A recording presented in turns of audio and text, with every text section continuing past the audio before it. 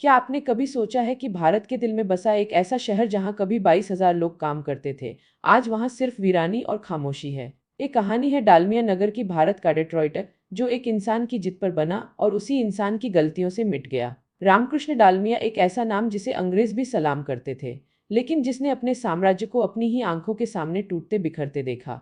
7 अप्रैल 1893 राजस्थान के चिड़ावा गांव में जन्मे रामकृष्ण डालमिया। 18 साल की उम्र में पिता का साया उठ गया और पूरा परिवार उन पर आ टिका।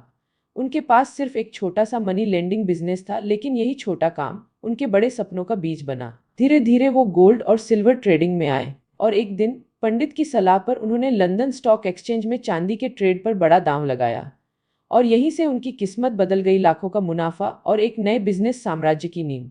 1920 का दशक। रामकृष्ण डालमिया और उनके भाई जयदयाल डालमिया ने कोलकाता में कमोडिटी ट्रेडिंग शुरू की, लेकिन असली टर्निंग पॉइंट आया जब उन्होंने बिहार चुना, क्योंकि वहां गन्ने की भरपूर खेती थी, मिनरल्स थे और सबसे बड़ी चीज सस्ता लेबर। 1930 में दानापुर में शुगर मिल शुरू हुई। 1932 में बिहटा में south Bihar sugar mills limited, उस वक्त की एशिया की सबसे बड़ी शुगर मिल। इसके बाद चंपारण, सारण और रामपुर में भी नई मिलें खड़ी हो गईं। रामकृष्ण डालमिया सिर्फ बिजनेस नहीं बना रहे थे, वो बिहार की मिट्टी को इंडस्ट्रियल हब में बदल रहे थे। फिर आया उनका सबसे विजनरी प्रोजेक्ट, डालमिया नगर। सोन नदी के किनारे 3,800 एकड़ जमीन खरीदी गई, जहां सिर्फ फैक्ट्रियां नहीं बल्कि एक आधुनिक शहर खड़ा किया गया। इस शहर में स्कूल, अस्पताल, क्लब, गार्डन, मार्केट और कर्मचारियों के लिए 20,000 घर। इतना ही नहीं, 12 मेगावाट का अपना पावर हाउस और प्राइवेट एयरफील्ड तक। 1938 में नेताजी सुभाष चंद्र बोस ने सीमेंट फैक्ट्री का उद्घाटन किया। इस दौर में डालमिया नगर सिर्फ एक जगह नहीं बल्कि भारत की औद्योगिक महत्वाकांक्षा का प्रतीक था।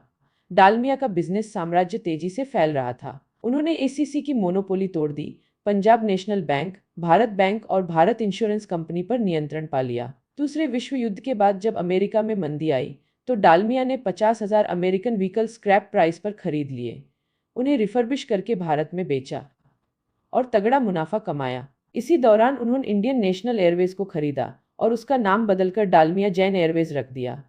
अब उनका साम्राज्य सिर्फ जमीन पर नहीं, आसमान में भी उड़ रहा था। दोस्तों, रामकृष्ण डालमिया की निजी जिंदगी भी उतनी ही रंगीन थी। उन्होंने 6 शादियां की, 18 बच्चे हुए। उनका रहन सहन राजाओं जैसा था, महलों जैसी कोठियां, आलीशान गाड़ियां और शाही अंदाज। लेकिन यही पर्सनल लाइफ भी उनकी कमजोर कड़ी बनी, क्योंकि उनकी अगली पीढ़ी उस साम्राज्य को संभाल नहीं पाई जो उन्होंने खून पसीने से खड़ा किया था। लेकिन असली तूफान तब आया जब डालमिया ने खरीदा टाइम्स ऑफ इंडियन। उन्होंने इसे राजनीति में अपनी ताकत बढ़ाने का हथियार बना लिया। नेहरू की नीतियों पर खुला हमला और यहीं से टकराव शुरू हुआ। फिरोज गांधी ने संसद में आरोप लगाए कि डालमिया ग्रुप ने इंश्योरेंस कंपनियों के फंड्स का गलत इस्तेमाल किया।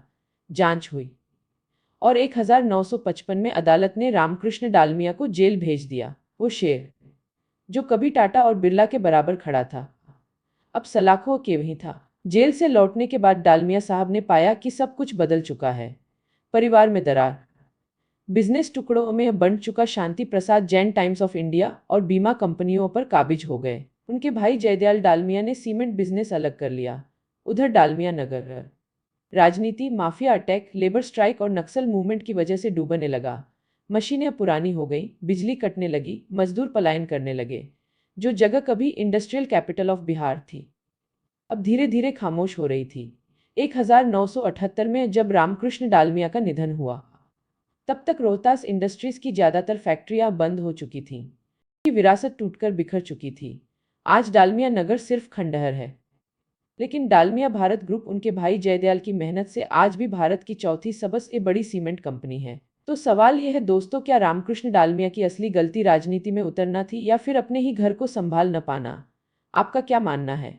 कमेंट करके जरूर बताइएगा।